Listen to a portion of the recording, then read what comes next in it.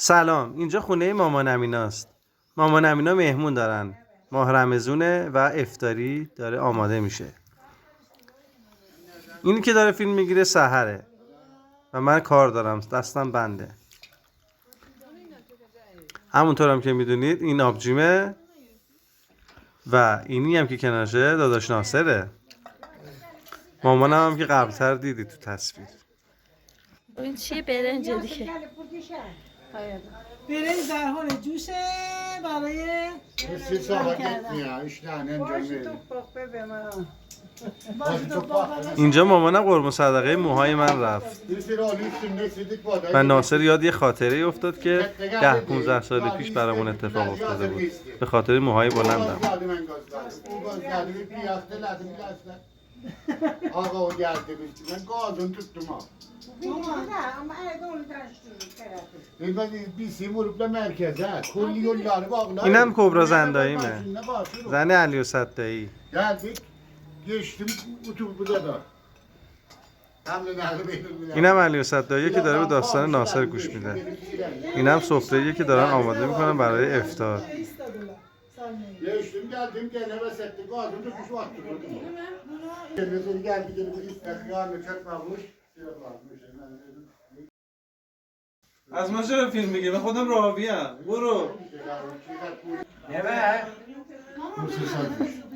خاطره‌ای که ناصر یادش اومد درباره موهای من مربوط میشه به 20 سالگی من، یعنی 15-16 سال پیش. من و داداشم ساعتای 1-2 شب بود که داشتیم از همدان برمیگشتیم که تو راه یه ماشینی ما رو میبینه و موهای منم بلند بود، فکر میکنه دخترم.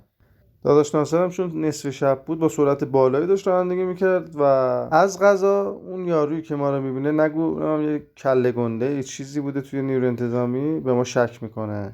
گیسی میزنه که این ماشین با این مشخصات داره میاد، اینو بگیریدش، یا دخترم پیششه با موهای باز. جونم براتون بگه که ماشین پلیسا میافتن دنبالمون و ناصرم نگو تو صندوق عقب عرق داره و به همین دلیل گاز داد و سعی کرد متواری شه دیگه. ولی در نهایت نزدیکای خونه ما رو گرفتن و به پاسگاه منتقل شدیم و با صحبت و این داستانا فهمیدن که هیچی نداشتیم و منم دختر نیستم و اون عرقا هم پیدا نکردن و داستان به خوبی و خوشی به پایان رسید. این بود قصه من و موهام با ناصر.